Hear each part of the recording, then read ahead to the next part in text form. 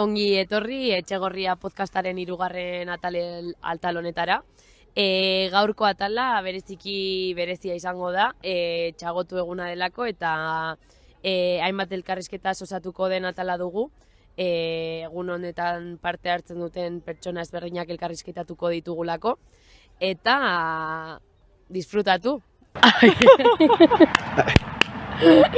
Eta oraingoan Guillermo dugu, ongi etorri Guillermo. Eskerrik asko, egunon. Luis Dorao ikastetxeko zuzendaria, beraz, zuri emango dizugu hitza.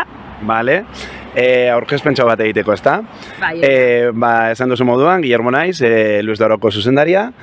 37 urte egin berri ditut, eta, 21 urterekin hasi nintzen hezkuntzan, ingeleseko irakasle. Eta, indela ja 10 urte, atera nitula posaketak, horren ondoren langaritzen nintzen lanean, eta gero nea etorri nintzen, ze nire hemengo zuzendaria zen, jubilatu behar zen, eta izan zen puro romantizismo, bere azkenengo urtean berarekin egotearren, etorri nintzen, eta behitu tokatu zaitu orain zuzendari izatea. Baina, beti nik egon naiz ingeleseko irakasle, akademietan, eskoletan, eta ondo, aldaketa bat. Eta ze ekarpen uste duzu egiten diola horrelako egun batek auzoari alde batetik eta eskolari bestaldetik? Hasiko naiz eskolatik, nik uste dut gure eskolan behintzat olako egunak gogotxo hartzen ditugu, batez ere ume adin txikiko umeek, aurrezkuntza eta lehen hezkuntzako lehenengo ziklokoak, hauei pilo bat gustatzen zaie, irakasleek bebai, hemen dakate oso rol importantea, ze landu behar da, hori gelan landu behar da, errepikatu behar da, animatu behar dira umeak eta familiak etortzen, eta horretan lortzen duguna da, azkenean ikasleen arteko harremanak sendotu, familien artekoak bebai, eta komunitate osokoa, bai gurea eta bai auzokoa. Eta gero auzoan, esan dudana, auzoko erakunde ezberdinek, zuek, guk, beste eskola batzuek, elkartzen gara, hitz egiten dugu, gure artean bebai denbora politori elkar banatzea oso polita eta importante dela iruditzen zait. Oso ondo. Eta, amaitzeko eta ideia honekin loturik, zenolako paper jokatzen dute eskolek komunitatearen eraikuntzan? Nik uste dute paperrik importanteena. Hemendikan ateratzen dira auzoko kideak, auzokideek bialtze dituzte haien seme-alabakona, eta hemendikan ateratzen dira etorkizunakoak. Eta guk ezten ditugu, elkarrekin ikasten dugu, baina hemen ezten dira, eta orduan gure nik uste dute oso importantea dela. Bilgunerik importanteena da, bai ikasle, familia, zuek, ateak zabalik baldin baditugu, eskola izan alda, auzokide guztientzako bilgunerik importanteena, teneretzat politena bai. Oso ondo. Mila esker, Guillermo. Mila esker hori da. Bueno, eta oraingoan Aiala eta Laia izango ditugu gurekin, Kimuakeko kideak, eta pixka bat azaldu aldi guzuen ondik zatozen. Gu Kimuak atarrebi gara, aisialdi talde euskaldun bat, eta gu urtean zehar, ekintza eta udaleko ezberdinak antolatzen ditugu meekin euskara bermatzeko. Vale. Eta, kurtsoan zera egiten dituzue euskara sustatzeko ekintzak, eta ekintza hauek ze eragin daukate, eragin positiboa daukate auzoan eta umeengan? Printzipioz, ez dauden ez igual egunerokotasunan hainbeste espazio euskaraz hitz egiteko, aisialdea euskaraz egitea bermatzea, oso egokia izan daiteke umeentzat, eta espazio hori ematea euskaraz egoteko lasaitasunan eta euskaraz egiteko egunero, oso nada. Oso ondo, zelan polita. Eta ze bide aukeratzen dituzue euskararen eta jolasaren arteko lotura indartzeko? Gure ekintza guztiak dira euskaraz, udalekutan ere jolasak zein denbora librea zein egunerokotasuna euskaraz da, eta hori azken finean euskaran normaltasun batean sartzea eta rutinan sartzea, horrela naturaltasun hartze dute euskaraz egiten. Eso, ondo. Mil esker, neskak. Neskak. Bueno, y ahora tenemos a Blanca y a Francisca, integrantes del Bizan. Y presentaros vosotras como queráis. Soy Blanca, activamente en el Bizan, muy contenta y estupendamente quiero cooperar con todas vosotras. Soy Francisca y bueno, estoy en la comisión del Bizan y suelo ir cuando puedo a Activa tu Barrio y bueno, contenta de poder participar dentro de la gente mayor o medianamente mayor. Muy bien. ¿Y qué creéis que aporta un día como hoy al barrio? Pues yo pienso que lo que aporta es conocernos un poco entre los vecinos y participar tanto mayores como pequeños en las actividades del barrio y ponernos cara. ¿Y qué supone para vosotras participar en un día como este? Porque al final es un día pues, del barrio, ¿no? Y muy intergeneracional. Entonces, ¿qué supone para vosotras? Bueno, pues estamos contentas porque hemos visto que ha participado muchísima gente y eso nos da alegría. ¿Y vosotras qué aportáis a un día como hoy?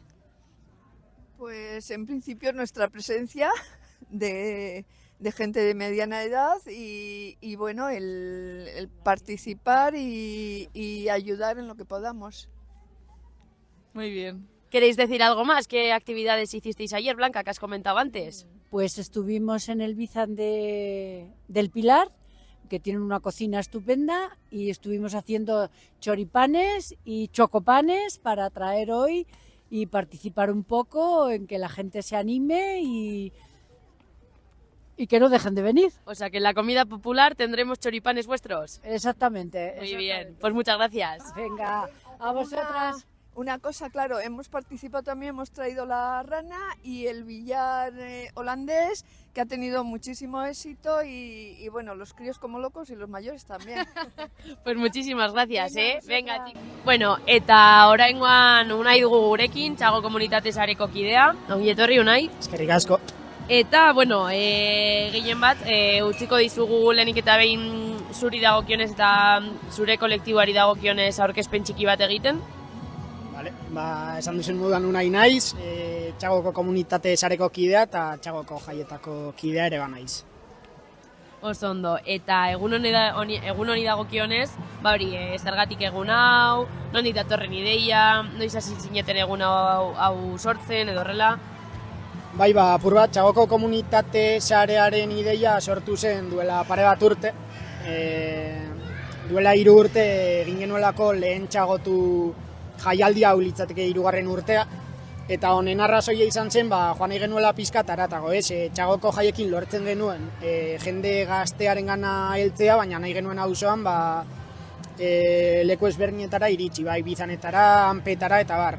Orduan helburu horrekin sortu genuen lehen txagotu eguna eta ikusita izan zuen arrakasta, hortik aurrera sortu zen TKS eta hortan gabiltza. Eta ze ekarpen egiten dio horrelako egun batek auzoari? Azken finean lortzen dugu, esan duan moduan, jaietaz aparte, urtean zehar, beste moduren batean, eragile ezberdinekin elkartzea jendea ezagutzea, eta sinergia ezberdinak sortzea, gure artean lan egiteko, auzolan hori sustatzeko, eta gaur bezalako egun politak ospatu ahal izateko. Eta ze paper jokatzen du, eta ze paper jokatu beharko luke komunitateak jendartean eta gure kasuan, gure auzoan? Momentuz, komunitatean ditzen doan einean, orain duen papera izan beharko litzateke, auzoan euskara sustatzen jarraitzea, auzoko eragileek haien artean laguntzea, eta etorkizunera begira, auzoan identifikatu daitezkeen arazo ezberdinei edo behar ezberdinei talde gisa erantzutea. Oso ondo, mi esker Unai. Zuei. Segi lanean. Bueno, orain hemen daukagu June, Abendainoko Guraso Elkarteko kidea. Kaixo, egin baduzu aurkezpen txiki bat zurea? Bai, kaixo, ni June naiz, Txagoko auzokidea eta Abendainoko Guraso Elkarteko kidea naiz. Oso ondo, June, eskerrik asko. Bueno, lehenengo galdera bezala, ze ekarpen uste duzu egiten diola horrelako egun batek auzoari? Bueno, nire ustez, Txago komunitateko kide desberdinen harremanak sendotzen dira, egun hau prestatzeko egiten diren bileretan talde desberdinak elkartzen gara, Abendaino ikastolakoak, Luis Doragokoak, Bizan, Txagoko gazteak, gero egunean bertan ekintzak antolatzen ditugu, eta horrela nire ustez adin desberdinetako auzokideek egun politonetan disfrutatzen dugu. Eta ze paper jokatzen dute adibidez umeek olako egunetan? Bueno, nire ustez umeak etorkizuna dira. Eta txikitatik honelako ekintzetan parte hartzea garrantzitsua da eurentzako. Eta horrela ere auzo sentimendua daukate. Hala da, bai. Eta honekin loturik, zer eragin dute olako egunek hezkuntza komunitatean edo umen egunerokotasunean? Txago auzoan bi eskola publikoen elkarteratzea egiten dela uste dut, eta horrela, lehen esan dudan bezala, umeek ere auzo sentimendu hori daukate, ez? Bai, hala da, eta hori da garrantzitsuena. Bai. Esan do, June, Vale. esker. Eskerrik asko zuei. Vale. Bueno, kaixo Irati, hemen daukago Irati Amaraunako kidea. Azalduko diguzu pixkat zer den Amarauna eta zure aurkezpen txiki bat. Bai. Amarauna da Saskibaloi jokalariok sortu gun mugimendu bat, duela ja 3 urte edo sortu gunen mugimendu bat, eta batez ere da, Saskibaloian, gu Saskibaloio jokalariak izan da, bizi izan ditugun indarkeria pilo bat azalarazteko eta horiekin bukatzeko sortu gunen mugimendu bat da Amarauna. Eta zergatik zabete gaur txagotu egunean? Justo hori, duela 3 urte edo hasi ginen Amarauna ideia bezala eratzen gure artean, baina oraindik ere ideia hori airean zegoela, Txagoko asanbladak eman zigun aukera hori Txagoko jaietan tailer bat egiteko eta pixkat beste jokalari batzuekin hitz egiteko, haien egoerari buruz egiteko eta horrela, eta pixkat forma emateko Amaraunari. Eta baita ere Amaraunaren barruan gauden jokalarik asko Txagon entrenatzeko eta jokatzen dugu, orduan Txagorekin erlazio handia daukagu. Bale, eta ze balio uste duzu sustatu beharko genituzke ume eta gazteen artean horrelako ekintzetan edo horrelako egunetan? Batez ere, kirolarekin batez ere gertatzen dena da, dagoela kultura bat existitzen dela, matxismoan sortu dela, eta matxismotik jaso dugula kirolaren inguruan dagoen heziketa guztia, ez? Orduan horrekin hautsi nahi dugu, eta balore horiek guztiak apurtu beharko lirateke, desikasi duguna orain arte, berriz ere balore berriak eraikitzeko, baina batez ere guke sustatzen duguna da kirola dela esparru bat ondo pasatzeko, gure gorputzetaz eta gure ingurukoetaz gozatzeko, eta hori dela garrantzitsuena, ez? Orduan hori oinarritzat hartu, gero beste guztiarek daiteke horren gainean. Eta zuek ze mekanismo erabiltzen dituzue kirola feminismotik eraikitzeko? Pixkat aurreko galdearekin lotuta, baina pixkat horrekin lotuta hori feminismotik sortu nahi dugu kirolan dagoen kultura hori edo, eta matxismo guzti hori apurtu. Eta, batez ere, orain dagoen kultura, denez guztiz kontrakoa, garrantzitsuena da, orain momentuan konturatzea ze dagoen, ez? Indarkeri horiek daudela, zeintzuk diren, eta hori oso garrantzitsua da guretzako, hau da, indarkeria horiek identifikatzen ikastea. Ze hori da, lehenengo pausua, ez?